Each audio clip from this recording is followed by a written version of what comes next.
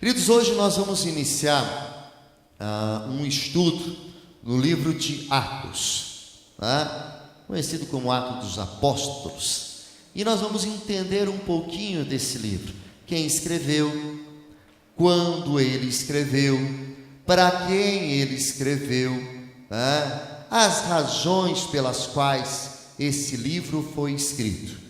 E querido, quero te desafiar a você, se você ainda não fez, se fez, faz de novo, a ler ou reler o livro de Atos. O livro de Atos é uma leitura maravilhosa, e o livro de Atos vai relatar a nossa origem, da onde nós viemos, aonde a igreja nasceu. Há um tempo atrás havia uma propaganda que dizia mais ou menos assim: um povo que não conhece a sua história, ele não consegue viver o seu presente e o seu futuro corre o risco de ser perdido. Queridos, eu preciso saber a minha raiz. Eu preciso saber do meu DNA. Eu preciso compreender aonde a igreja começou. Porque nós somos igreja. Eu e você somos igreja. E se eu não compreender o que é igreja, eu fico perdido. Eu não sei o que fazer. Para ser igreja, para ser verdadeiramente igreja, eu preciso saber a história e conhecer, e ir lá no início e como começou todas as coisas, chegar lá no íntimo, no âmago da questão, e saber então sobre a minha história. E aí é um assunto que eu gosto muito, falar de história, falar sobre os acontecimentos do passado, e que nos fazem entender o porquê aqui estamos. Querido, se eu não compreendo o livro de Atos, eu não sei por que eu estou aqui essa noite. Eu posso até vir, eu posso até cantar, eu posso dizimar, eu posso fazer muita coisa, mas se eu não sei da minha raiz, se eu não sei do meu DNA, eu só estou aqui. Eu sou apenas um mero espectador. Eu não sou participante. Eu não sou discípulo. Para ser discípulo, eu preciso compreender e entender o que é a igreja. E nos próximos domingos, nós vamos estar meditando no livro de Atos, para compreendermos o que é a igreja. E queridos, nós vamos compreender e entender que o plano e a vontade de Deus está no meio da igreja. Fora da igreja não tem. Nós vamos entender e compreender que tudo aquilo que Deus tem feito, Ele tem feito através da igreja. Por isso eu não acredito em carreira solo, sabe? Carreira solo no evangelho. Não, porque igreja. Deus faz tudo através da igreja. E a Bíblia fala que um dia Ele voltará para buscar quem? A igreja, a sua noiva. A Bíblia não fala que Jesus voltará para buscar os indivíduos, pessoas. A Bíblia fala que Ele voltará para buscar a sua igreja. Ou seja, eu preciso estar inserido. Eu preciso estar inserido na igreja, porque a ação de Deus na terra, ela é feita através da igreja. Se não for através da igreja, não é a ação de Deus. Pastor, como é que o senhor pode afirmar isso? Posso afirmar pela palavra de Deus. Posso afirmar por aquilo que a Bíblia nos diz. Toda a ação, todo plano, toda a vontade, toda a realização de Deus nessa terra vem através da igreja. E nós vamos estar compreendendo isso durante essas semanas que vão se seguir. O livro de Atos é um retrato emocionante e poderoso da história da igreja. A história da igreja primitiva. Nos diz como a igreja começou em Jerusalém e se espalhou até os confins da terra. Quando você começa a ler ali a Bíblia, o livro de Atos, você começa então a ver aonde a igreja começou e como ela foi se expandindo. Ora, é a grande comissão: ide, portanto, pregai o evangelho. Essa ordem foi dada para a igreja. Essa ordem foi dada para os discípulos. A fé cristã está firmemente enraizada nos fatos da história. Queridos, nossa fé, ela está enraizada na história. Mas como enraizada na história? Nossa fé não é sobrenatural? Claro que ela é. A fé é o firme fundamento das coisas que não se veem, na certeza que elas estão lá. Realmente, isso é fé. Mas, queridos, se nós pegarmos a nossa fé, ela está baseada onde? Há um princípio dentro da igreja que diz que nós cremos na doutrina dos apóstolos. E a doutrina dos apóstolos está registrada no livro de Atos. Essa doutrina dos apóstolos nos foi transmitida há em torno de 2000 anos atrás. Por isso a nossa fé hoje, ela está firmemente enraizada na história. Nós precisamos voltar a 2000 anos atrás para compreendermos o porquê hoje nós cremos no Deus Trino. Eu preciso voltar a 2000 anos atrás e compreender, e somente através disso eu compreendo o porquê que a salvação é só mediante a confissão dos meus pecados a Jesus Cristo, o aceitando como Senhor e Salvador da minha vida. A doutrina bíblica não é algo de hoje, ela não foi elaborada após modernidade, no século 21, na Idade Média. Ela foi elaborada nos primórdios do próprio cristianismo, século I, século II. Para compreender o que hoje nós cremos, eu preciso resgatar, trazer à memória aquilo que aqueles homens pregaram. E eles não pregaram em conhecimento humano, mas eles pregaram usados pelo Espírito. E aí nós começamos a entender um pouquinho mais. O livro de Atos dá aos cristãos de hoje informações básicas sobre a igreja. Quer conhecer a igreja? Conheça Atos.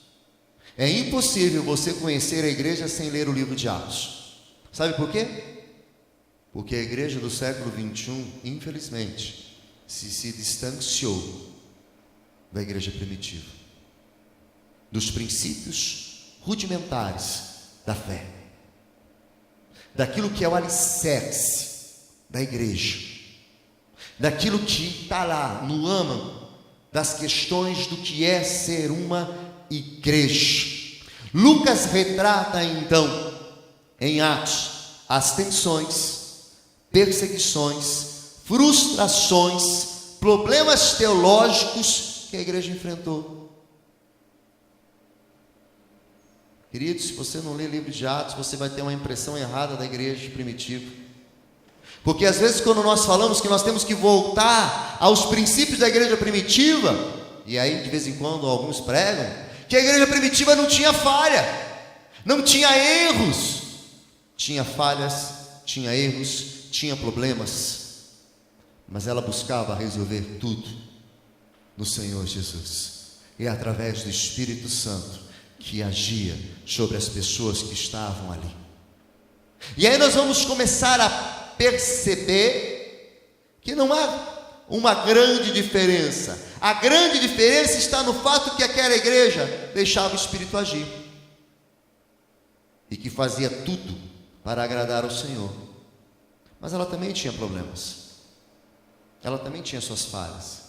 De vez em quando ela também enfrentava alguns problemas teológicos e tinha que ser firme e tinha que bater firme em frente a essas questões teológicas que às vezes dividiam a igreja. Mas eles buscavam tudo no Senhor. Quão grande seria a falta da igreja sem o material de Atos? Nós não poderíamos compreender o que é a igreja. Todavia, o livro de Atos é mais do que a história da igreja do primeiro século. É uma narrativa sobre o Deus Trino, em uma missão imparável até os confins da terra. Não conta só a história da igreja, mas o livro de Atos conta também a forma com a qual Deus, Ele iniciou a se manifestar no meio do povo e como Ele continua a se manifestar até os dias de hoje. Abra sua Bíblia em Atos, capítulo 1, verso 1, e vamos começar a nossa viagem pelo livro de Atos.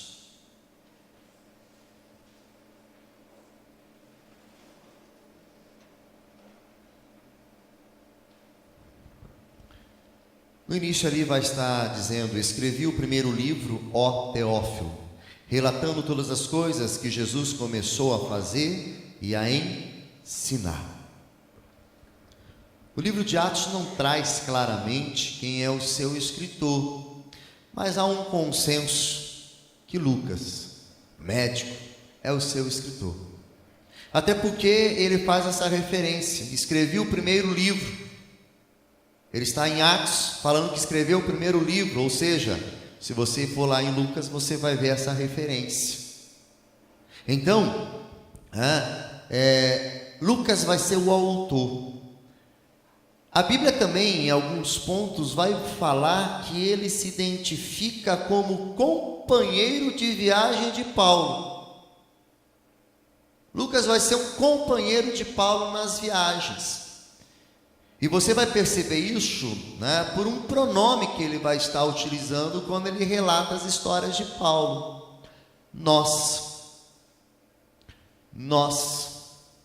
Ele utiliza então esse pronome quando ele está falando de Paulo. Além disso, o primeiro versículo do livro faz referência ao primeiro, que é o autor Lucas. A tradição vai colocar sobre Lucas a autoria a partir do segundo século.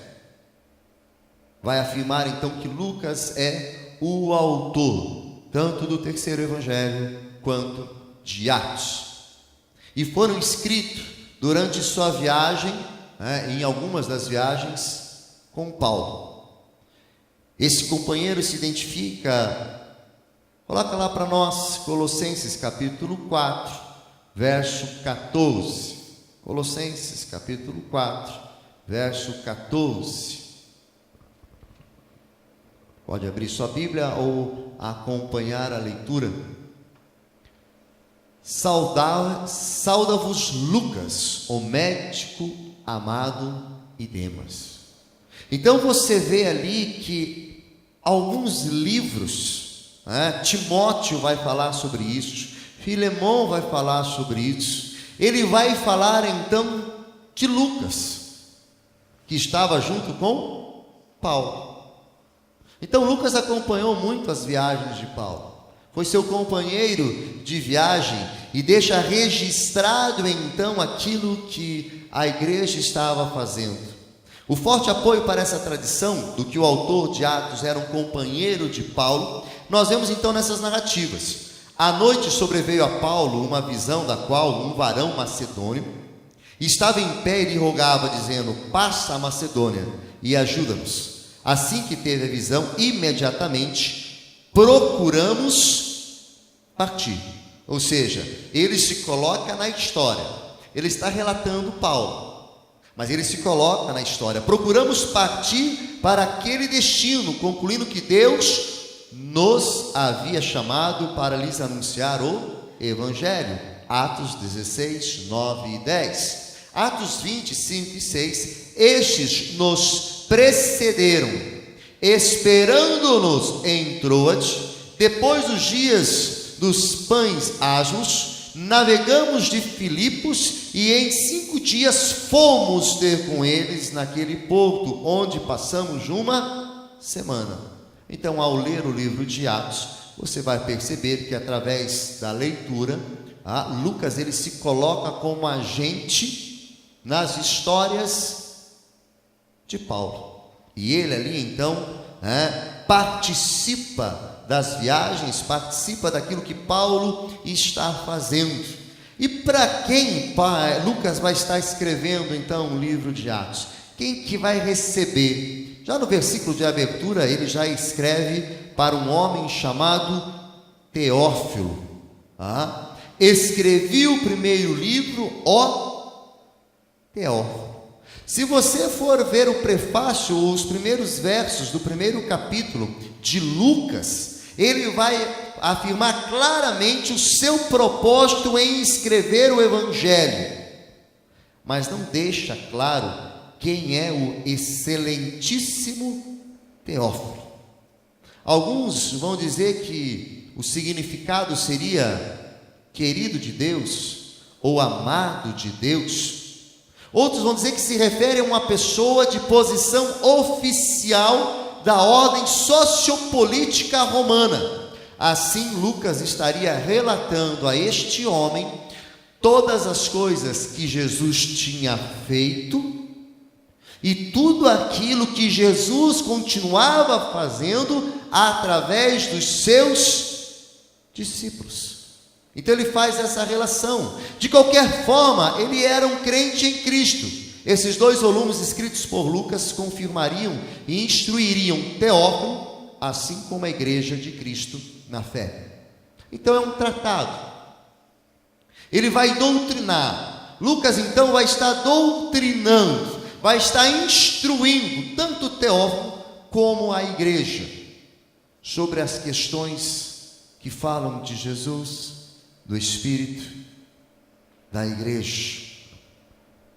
Acredita-se que o livro de Atos fora escrito ali, entre 30 e 63. Alguns tentam detalhar um pouquinho mais, seria enquanto Paulo permaneceu preso na capital do Império Romano entre 59 e 61 ali, e alguns relatos também que, se você observar, você pode chegar a essas datas, porque Lucas não se preocupou em colocar algumas coisas que seriam significantes se for o período dele. Então por isso que se entende que é mais ou menos dessa data. E qual é o objetivo do livro de Atos? Se nós olharmos para Lucas, capítulo 1, verso 3 e verso 4, vai dizer assim: me parece bem, depois de acurada investigação de tudo desde sua origem, dar-te por escrito, excelentíssimo Teófilo, uma posição em ordem, para que tenhais plena certeza das verdades em que fostes instruídos. Ou seja, Lucas tem uma preocupação após uma investigação, deixar escrito para que as pessoas tenham certeza que aquilo que ele está relatando é uma verdade. Lucas declara que teve a intenção de escrever uma exposição precisa sobre os primórdios do movimento cristão no ministério de Jesus de Nazaré. Ele deixa claro que a intenção dele é deixar algo preciso. Jesus fez isso, e a igreja nasceu dessa forma, a igreja caminhou dessa forma, a igreja cresceu dessa forma. Os versículos de abertura em Atos indicam que a narrativa começa em Jesus, e o segundo volume de Lucas pretende traçar a história da Palestina a Roma. Então é mostrar os primeiros anos da igreja, o trajeto, o que a igreja fez, o que a igreja viveu. É claro que Lucas trata outros assuntos no livro de Atos. Ele trata outros assuntos sobre a soberania de Deus na fundação da igreja, na propagação do Evangelho, o poder do Espírito Santo, a importância da oração, a importância da pregação, a importância da missão, a realidade da oposição e sofrimento, a vida e a organização da igreja. Mas nós podemos pegar como tema central 3 declarações que Lucas vai deixar muito bem claro em toda a sua narrativa. A primeira, Atos nos diz como o movimento cristão começou. Quer saber como os cristãos iniciaram a sua história? Como nós aparecemos? Leia o livro de Atos. Atos é o único livro do Novo Testamento que descreve os primeiros passos da igreja. Se você ler os evangelhos falam de Jesus, da sua vida, do seu ministério. Você pega ali, Paulo ele já vai começar a falar das suas viagens missionárias, daquilo que ele está fazendo. Mas quando Paulo aparece no cenário, ele aparece aonde? No meio de quem? Quando Paulo, não Saulo, agora Paulo mesmo, no meio da igreja. Paulo, quando ele aparece no meio da igreja. Ora, aonde nasceu esse grupo? O livro de Atos vai falar sobre isso. O livro então preenche a lacuna entre os evangelhos e o restante do Novo Testamento. Você só consegue compreender então os evangelhos e o restante do Novo Testamento quando você compreende Atos, porque ali ele preenche aquela lacuna, ele faz a ligação da história. Lucas não nos diz tudo o que gostaríamos de saber, mas inclui todos os detalhes essenciais para o movimento cristão. Com certeza nós temos muitas dúvidas sobre o início da igreja. Não está relatado tudo, mas o que está é essencial para as nossas vidas. A segunda importância na declaração de Atos nos mostra como a igreja deve se comportar em uma cultura predominantemente pagã. Ele fala como a igreja deve estar se comportando. E aí, queridos, se nós olharmos para os dias de hoje, como é que nós vamos agir com isso? Como é que nós vamos agir com essa circunstância? Como é que nós vamos agir de acordo com esse pensamento? Olha para Atos. Lucas, ele começa a relatar como a igreja se posicionava frente ao pensamento pagão. E se nós olharmos para os dias de hoje, como nós precisamos hoje saber como nos posicionarmos? Porque a influência que vem vindo de fora, o pensamento que vem vindo de fora, queridos, tem, em vez da igreja impactar o mundo tem impactado a igreja. Em vez da igreja transformar o mundo tem transformado a igreja. A igreja deve responder ao paganismo de 2 maneiras. Primeiro, deve testemunhar corajosamente sobre Cristo Jesus. Ela não pode ter medo, não pode ter receio. Ela precisa então testemunhar de forma corajosa o Evangelho de Cristo. Ela não pode se calar, mesmo quando outros tentam nos calar. E tentam nos calar de tudo que é jeito, de tudo que é forma. Não pode falar de Jesus. Aqui é proibido. Quem você pensa que é para falar? Queridos, nós temos que ter toda a ousadia.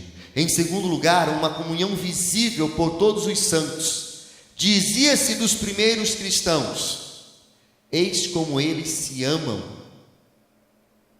A Bíblia fala que o mundo sabereis que nós somos discípulos quando o mundo ver em nós o amor. Não é milagre, não é prodígio, não é o sobrenatural, mas é o amor, é o relacionamento. É assim que eu combato o paganismo, pregando o Evangelho e vivendo o mandamento do Senhor: amar a Deus sobre todas as coisas e o teu próximo como a ti mesmo. O terceiro que nós podemos ver é que Atos nos ensina sobre a missão universal da igreja. O versículo tema de Atos é encontrado no primeiro capítulo. lá no verso 8: mas recebereis poder ao descer sobre vós o Espírito Santo, e sereis minhas testemunhas, tanto em Jerusalém, como em toda a Judéia e Samaria, e até os confins da terra. Observe: sereis minhas testemunhas até os confins da terra. O que começou em Jerusalém, um dia chegará aos cantos mais distantes da terra.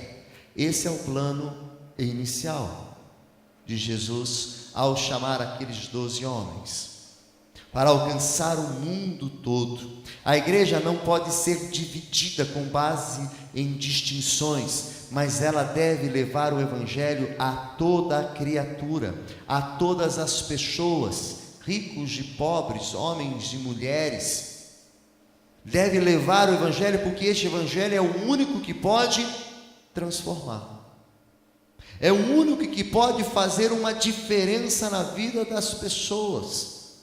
E se nós hoje aqui estamos, é porque esse evangelho tem feito diferença nas nossas vidas. E porque ele tem feito diferença em nós, então nós buscamos o Senhor. Por isso eu preciso compreender o que é a igreja. Eu preciso compreender da onde eu vim.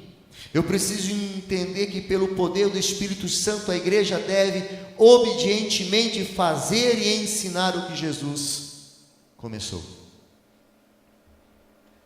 Queridos, a obra de Cristo, ela continuou através dos seus discípulos. E a obra de Cristo não acabou nos seus discípulos, ela continuou. E a obra de Cristo ainda continua nos dias de hoje, através da minha e da sua vida, ou pelo menos deveria continuar. Aquilo que começou há 2000 anos atrás, vem continuando, porque quem faz não é homem, quem faz não é a placa da denominação, quem faz é o Espírito, através do homem, que abre o seu coração e se deixa ser um canal de bênção, usado por Deus para abençoar. E há 2 pontos específicos no primeiro capítulo de Atos, que eu quero compartilhar com os irmãos. São os 2 primeiros versos. Escrevi o primeiro livro ao Teófilo, relatando todas as coisas que Jesus começou a fazer. Ao referir-se ao Evangelho de Lucas, o primeiro livro, o autor disse que escreveu ou estava escrevendo sobre tudo o que Jesus começou a fazer e ensinar. Se você ler o livro de Lucas, ou os Evangelhos, Mateus, Marcos, você vai ver isso. Você vai ver Lucas relatando tudo o que Jesus começou a fazer e ensinar. Sabemos que o Evangelho de Lucas contém histórias de Jesus desde o seu nascimento até a sua ascensão ao céu. A história de que Jesus fez e disse enquanto estava na terra. Então, por que Lucas começou o seu segundo volume dizendo que ele havia escrito sobre o que Jesus começou a fazer? A resposta é bem clara. O Evangelho de Lucas nos diz o que Jesus começou a fazer quando estava na terra. O livro de Atos nos diz o que Jesus continua fazendo no céu através da sua igreja. Obrigado, servo bom e obediente.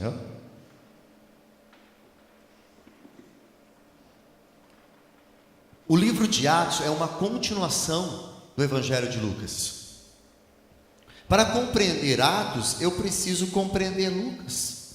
E para entender o que Lucas está falando, eu tenho que estar lendo Atos. Enquanto então pegamos em Lucas, no Evangelho, a mensagem de Jesus, o que ele fez na terra, aquilo que era terrestre, a ação dele na terra, o livro de Atos continua falando do mesmo Jesus, só que agora continuando a sua obra no céu, através dos seus discípulos. A história continua. O fato de Cristo ter subido aos céus não quer dizer que acabou a história. Pelo contrário, ela se inicia. Para nós, ela se inicia nesse determinado momento. Então agora, Atos vai começar a relatar aquilo que Jesus continua fazendo no céu, através da sua igreja. Querido, se você ler o livro de Atos, você vai perceber isso. Jesus faz o que Ele quer através da igreja. Se você não está inserido no corpo, não está inserido na igreja, você não está no centro da vontade de Deus. Para você estar no centro da vontade de Deus, no plano de Deus, você tem que estar inserido. A igreja, o corpo, para você tem que ser algo valioso, precioso, que você tenha vontade de estar participando, porque Jesus ainda continua fazendo a sua obra através da igreja. Os grandes movimentos, os grandes avivamentos dos séculos que tivemos no passado, aconteceram através da igreja, do corpo de Cristo. Jesus foi aos céus, mas o seu trabalho na terra não cessou. Pelo contrário, o seu corpo, a igreja, continua fazendo e ensinando o que Jesus começou. Recebemos a difícil tarefa de representar Jesus Cristo ao mundo como seu corpo. Jesus, ele chega para os discípulos e vai dizer assim: olha, eu fiz muitas coisas, mas vocês ainda farão obras ainda maiores. Nós, como crentes no Senhor Jesus, cristãos, temos a responsabilidade de dar continuidade na obra de Cristo, porque nós somos o corpo de Cristo. Há uma grande responsabilidade. Por isso a Bíblia vai dizer: ai daqueles que fizeram a obra de forma relaxadamente, ou seja, tudo de qualquer jeito, tanto faz como tanto fez, não está nem aí, não é firme, não presta atenção, faz de qualquer jeito achando que é possível. Não, eu preciso fazer de uma forma verdadeira. Cerca de 2000 anos se passaram desde que Cristo deixou este mundo. No entanto, o seu trabalho continua até hoje, através do seu povo, que compõe a igreja. O que ele começou há muito tempo continua pelo poder do Espírito Santo. Jesus lançou os fundamentos. Abra sua Bíblia em 1 Coríntios, capítulo 3, verso 11. 1 Coríntios 3, 11.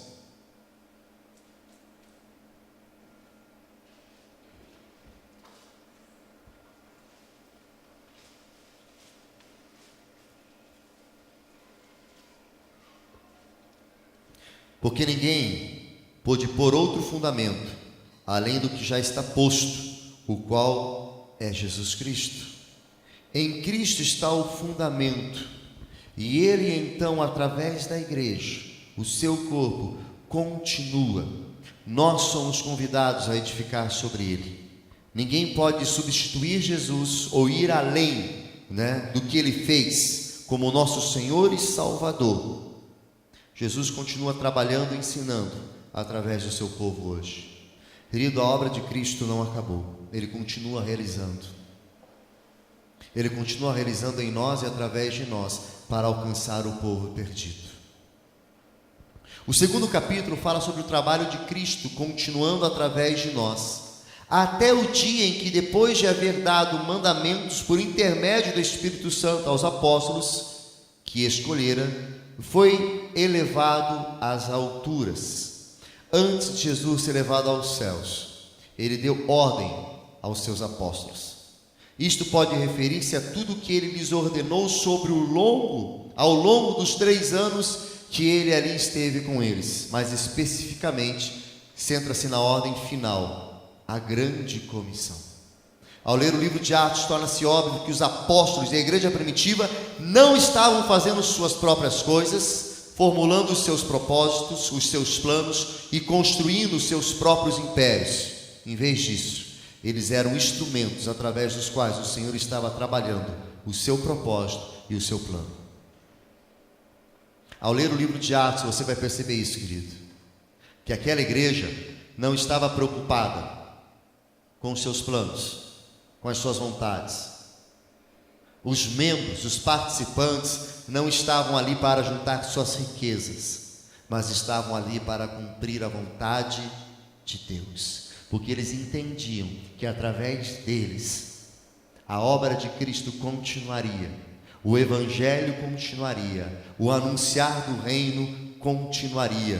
Quando escolheram o sucessor para Judas, foi o Senhor que escolheu. Quando Pedro explicou o fenômeno das línguas no dia de Pentecoste, ele deixa claro que foi o ressuscitado Jesus que o fez isso. Quando lemos sobre a igreja primitiva crescendo em números, que está escrito: enquanto isso acrescentava-lhes o Senhor dia a dia os que iam sendo salvos. Quando Pedro e João curaram um homem perto da porta do templo, eles fizeram isso pelo poder de Jesus Cristo. Não possuo nem prata nem ouro, mas o que tenho, isso te dou. Em nome de Jesus o Nazareno, anda. Quando Saulo de Tarso foi convertido, é evidente que o Senhor soberano o salvou e enviou a Ananias para lhe abrir os olhos.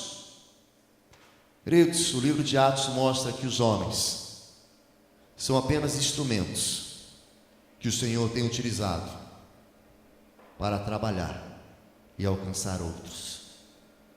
Se você não compreender isso, que você é um instrumento de Deus nessa terra, para levar o Evangelho e para abençoar, entenda, querido, se você não compreender que você é um instrumento de Deus para levar o Evangelho e anunciar as boas novas, você não tem serventia, você não serve. Isso não sou eu que falo. A Bíblia deixa claro que a razão da igreja ser e existir é para anunciar, é para pregar, é para ser testemunha. E Jesus não precisava da igreja. Jesus podia aparecer nos céus de tempo em tempo, vir na terra de tempo em tempo, fazer uns milagres, abrir, como no Antigo Testamento, abrir lá a terra, a fenda, como Deus fez, engolir alguns pecadores, e as pessoas creriam nele, as pessoas adorariam. Mas ele escolheu a igreja para dar continuidade na missão do Pai, de anunciar o reino, de anunciar a Jesus. Essa missão é nossa. E queridos, se nós não fazemos e não tivermos compromisso com essa missão, não temos razão de existir. Não servimos. Não servimos. Somos chamados para dar continuidade na obra de Cristo. Nós. Se você perceber e ler ali o livro de Atos, e se o livro de Atos não fosse escrito ou redigido, dirigido pelo Espírito Santo, teria outras coisas ali. Você pode perceber ali que Lucas não fala sobre todos os atos que os apóstolos fizeram. Ele fala de todos os apóstolos, mas não fala de todas as obras. Ele não fala de tudo que todos fizeram. Pedro, o apóstolo mais proeminente, é deixado de lado depois do capítulo 15. É falado um pouco dele até o 15, depois cai fora. Tiago, que está no círculo íntimo de Jesus, é só mencionado na lista dos discípulos, em 1,13. Em seguida, em um versículo, quando foi martirizado. Barnabé, que foi o pioneiro da igreja gentílica em Antioquia, e que participou juntamente com Paulo da primeira viagem missionária, saiu de cena também depois do capítulo 15. Até mesmo o grande apóstolo Paulo, que domina a última metade do livro, foi deixado de lado no capítulo final, na prisão em Roma, sem falar da sua obra posterior ou do seu martírio. Na verdade, alguns estudantes ficam até intrigados com o fim abrupto do livro. A narrativa vem caminhando bem, vem falando da história, vem falando de tudo como está acontecendo, contando sobre Paulo, sobre a prisão, quando de repente para. Simplesmente para. A melhor explicação para isto é que o desejo de Lucas é que o livro deve ser visto como uma história inacabada. Os seguidores de Jesus, ao longo dos séculos, devem escrever o restante do livro. Atos dos Apóstolos. O livro de Atos, quando Lucas começa a escrever, ele faz só o prefácio, só a introdução. Queridos, esse livro, ele tem sido escrito e continuou sendo escrito durante os últimos 2000 anos. E hoje, nós fazemos parte desse livro, porque somos discípulos. E os nossos atos, hoje, fazem parte da história da igreja. Nós fazemos parte. Por isso, se nós não estamos cumprindo, nós não servimos para dar continuidade nessa história. Eu sou chamado para dar continuidade. Devemos sair, desse início, entendendo que o cristianismo é uma fé enraizada na história, e que Deus está trabalhando na história através da sua igreja. Eu preciso entender, porque isso é o princípio da compreensão do livro de Atos. O cristianismo é uma fé enraizada na história, ou seja, não uma especulação religiosa ou um grupo de pensadores. O cristianismo é a revelação de Deus na pessoa de Jesus Cristo. Os apóstolos fielmente testemunharam sobre o que tinham visto e ouvido a respeito da vida, morte, ressurreição e ensinamento de Jesus Cristo. Nossa fé está edificada nele. Efésios 2:20. O fundamento dos apóstolos e profetas, sendo ele mesmo, Cristo Jesus, a pedra angular. Nossa fé está enraizada na história de Cristo e dos apóstolos, tudo o que foi feito. E a nossa fé está agora, ou o nosso trabalho, a igreja está sendo trabalhada na história através de nós. Nós continuamos. Enquanto a vida e o ministério de Jesus Cristo é o fundamento histórico da nossa fé, Jesus começou a obra e a vida continuando, agora em nós. É por isso que Ele nos salvou, e é por isso que Ele nos deixa aqui neste mundo. É por isso que aqui nós estamos. E isso, queridos, nos levanta uma pergunta: sou comprometido com a obra de Deus por meio da igreja? Você só pode ser comprometido com a obra do Senhor inserido no corpo, porque fora do corpo não tem como.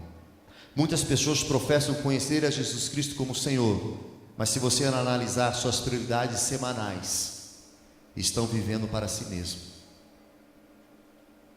Você se vê principalmente como um servo de Cristo, totalmente comprometido, obediente à sua causa? Há uma estatística que mostra que apenas 20% de cada igreja faz o trabalho equivalente a 80% da membresia. Se você é um cristão, servir ao Senhor não é opcional. Pelo poder do Espírito Santo, como igreja, devemos obedientemente fazer e ensinar o que o Senhor Jesus Cristo começou. Eu e você, queridos, somos chamados a dar continuidade na obra que Cristo começou. E isso não é opcional. Ou você faz, ou você não faz. Não nos foi dado opção. Muitas pessoas falam, mas o Evangelho é livre. É livre para você aceitar ou não.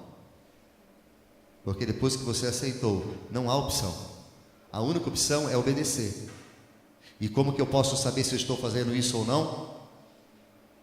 Pegue a sua semana, pegue as suas prioridades. Se as suas prioridades não for Cristo, não for o reino, não for o cumprimento da palavra, se a tua prioridade, cada vez que a igreja se reúne, você tem como prioridade deixar para outro dia, dizendo: mas a igreja tem no outro domingo, a igreja tem na outra semana, querido, algo está errado. Algo está errado. Porque se a igreja não for prioridade na sua vida, Jesus também não é. E há uma falsa ideologia e um falso pensamento que diz que eu posso servir a Deus fora da igreja. É mentiroso, é diabólico, não provém de Deus e não há espaço na Bíblia para isso. O plano de Deus está centrado através da igreja. A salvação veio através da mensagem que a igreja prega de Jesus Cristo, morto e ressurreto, para perdão dos nossos pecados. Se a igreja, se o corpo não é prioridade na minha vida, Deus também não é. Não tem como eu dar prioridade a Deus deixando o corpo, deixando a igreja. E queridos, se você acha que não é assim, leia Atos. Leia o que a igreja fazia. Leia e veja a prioridade da igreja naquele momento, aquilo que eles faziam, e você vai perceber que para eles o mais importante estava em se reunir como corpo, adorar ao Senhor, pregar a palavra e cuidar de pessoas. Isso é a base, a essência do que é ser igreja. O resto é graça e misericórdia de Deus nas nossas vidas. Mas a essência é essa, da pregação do Evangelho. Do Evangelho que iniciou em Jesus e que continua até os dias de hoje, através da igreja. E eu e você somos a igreja de Cristo. Feche os seus olhos.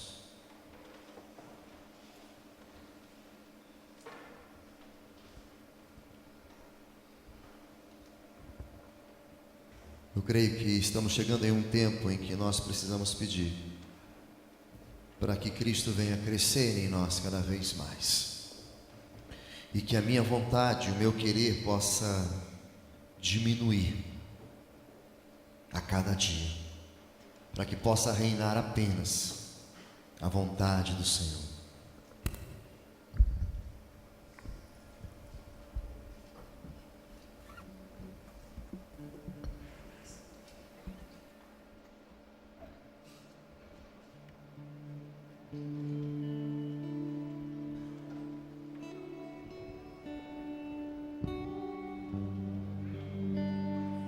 O Senhor precisa crescer em nós. O Senhor precisa crescer em nossas vidas.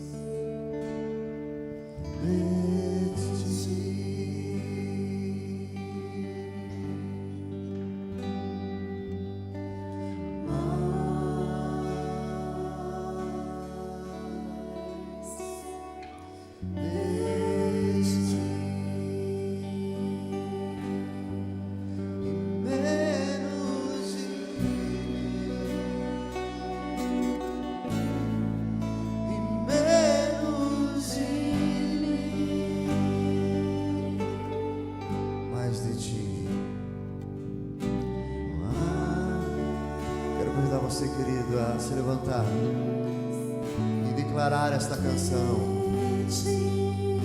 dizendo: Senhor, mais de Ti eu quero, para viver o Teu Evangelho, para viver a igreja.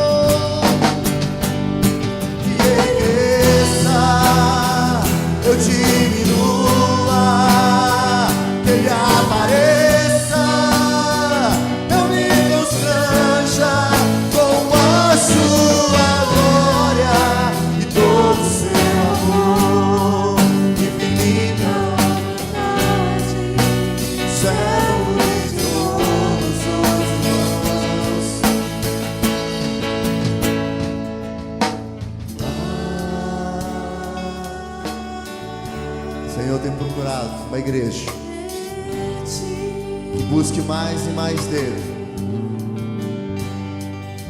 O Senhor tem procurado um povo comprometido com mais e mais dele. Mais de ti.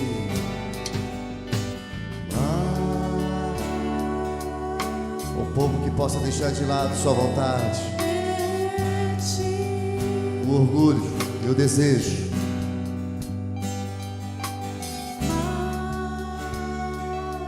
Um povo que se comprometa com ele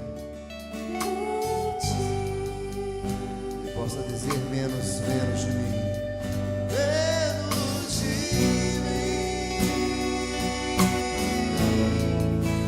Menos de mim.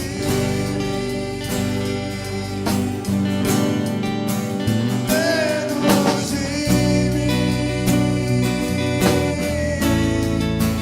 Menos de mim.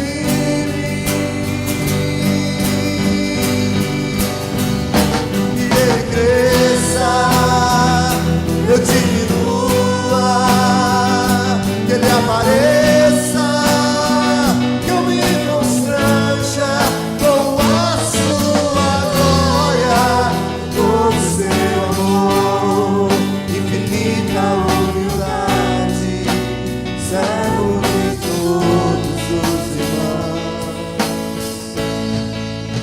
Sim, Deus, o nosso desejo é que o Senhor venha crescer em nós. E através de nós possamos diminuir nossa vontade, nosso querer, e que o Senhor venha crescer mais e mais. E ó Pai, que possamos cumprir aquilo que lemos na Tua Palavra, e assim darmos continuidade na obra de Jesus, darmos continuidade no ministério, na propagação do Evangelho, no anunciar do Reino. Encontre em nós, ó Pai, uma igreja comprometida com o Senhor, em nome de Jesus. Olha para o seu irmão e diga assim para ele: você é a igreja e tem uma missão a cumprir. Agora olha bem para ele e diz assim: vá e cumpra. Cumpra a missão. Um abraço, querido, no seu irmão. Desejo ele uma semana abençoada. E ao sair, queridos, do templo, os juniores estão lá também vendendo para arrecadação de missões. Você pode abençoar eles e abençoar a obra missionária.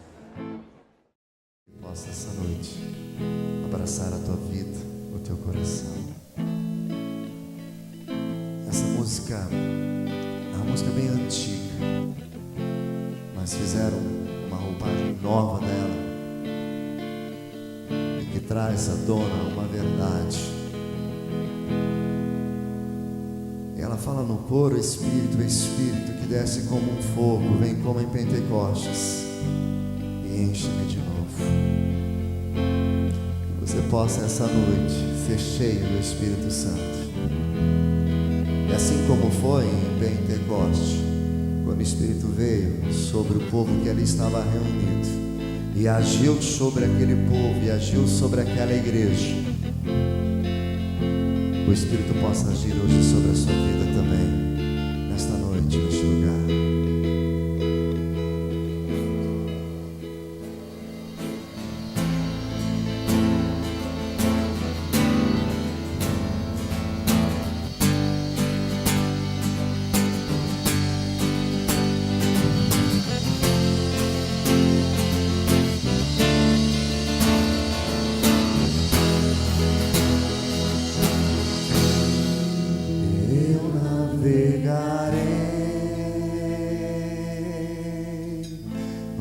Oceano do Espírito,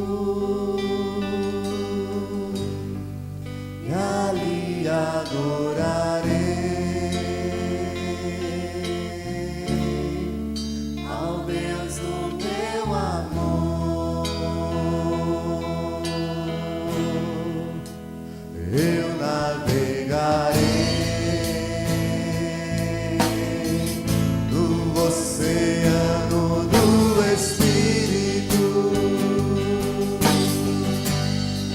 e ali adorarei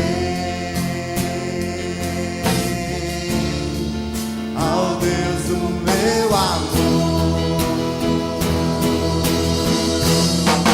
Espírito, Espírito, e desce como fogo, vem como em Pentecostes e enche-me de novo.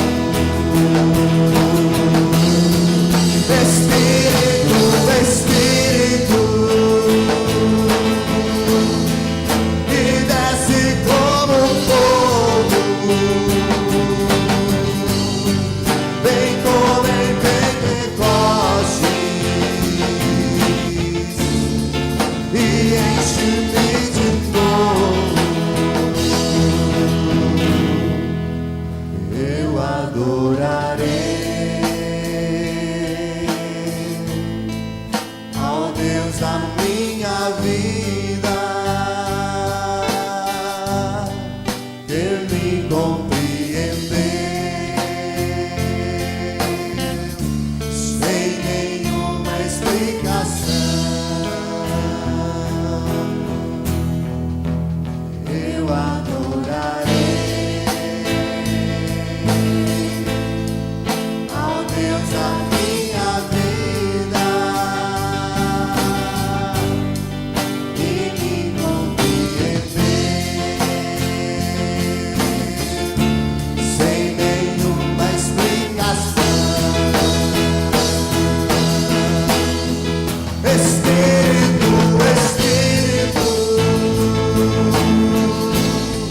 que desce como fogo, vem como em Pentecostes e enche-me de novo. Espírito, Espírito, que desce como fogo, vem como em Pentecostes e enche-me de novo.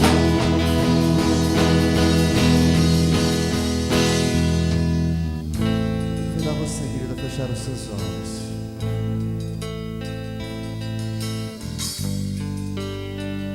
A Bíblia fala quando Jesus foi aos céus, ele deu uma ordem aos discípulos, aos seus seguidores. Ele disse para os seus discípulos que eles esperassem até que do céu viesse e revestisse sobre eles um poder, uma autoridade. E esse poder e essa autoridade é o Espírito Santo. E esse poder e essa autoridade que foi derramado sobre aquele povo que lá estava, é para que eles fossem testemunhas vivas da mensagem de Jesus. E foi a grande diferença então para os discípulos, porque eles já conheciam a Jesus, já tinham caminhado com eles, mas eles ainda não tinham o Espírito. E quando eles receberam o Espírito Santo em suas vidas, tudo mudou naquele cenário. A igreja começa então a viver. Ela nasce com um poder sobrenatural, o poder que veio do alto, o Espírito do próprio Deus, que veio e que tomou aqueles que ali estavam. E a Bíblia fala então que eles começaram a viver uma nova vida, uma nova história, porque algo novo aconteceu em suas vidas. Queridos, aquilo que aconteceu lá atrás, quando aquele povo foi revestido do poder, hoje também o Senhor quer fazer em nós, quer revestir a cada um de nós a nossa igreja com o poder do Espírito, para também que possamos nos tornar testemunhas vivas do poder do Senhor. Por isso, querido, se você tem buscado do Senhor, abra o seu coração, para que o Espírito possa agir em você, para que Ele possa agir em você e através de você. E eu quero convidar você neste momento a fazer uma oração, pedindo para que o Espírito Santo possa vir sobre a sua vida, para que Ele venha trazer sobre você uma plenitude, um enchimento do Espírito, para que você seja capaz de fazer e realizar tudo aquilo que o Senhor tem para você, para esta igreja, para esta cidade. Querido, se você quer isso, abra sua boca, diga: Espírito, venha sobre mim, haja em mim. Espírito, encha a minha vida, que eu possa ser pleno no Senhor, que eu possa ser pleno em Ti, Espírito. Diga isso ao Espírito Santo. Diga a Ele: Espírito, da mesma forma que agiste lá no passado, através de homens e mulheres, haja hoje aqui em mim, haja em mim, através de mim.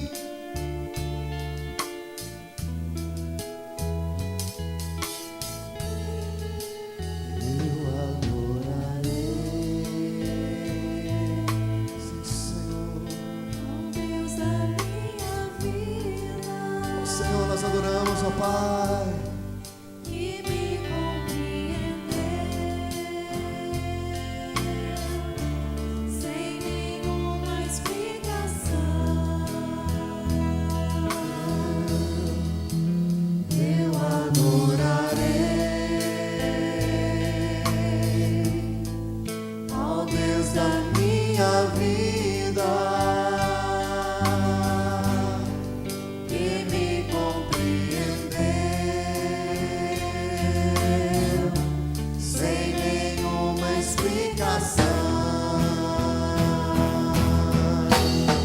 Espírito, Espírito, que desce como fogo, vem como em Pentecoste e enche-me de novo. Espírito, Espírito, como fogo, vem como em Pentecoste e enche-me de novo.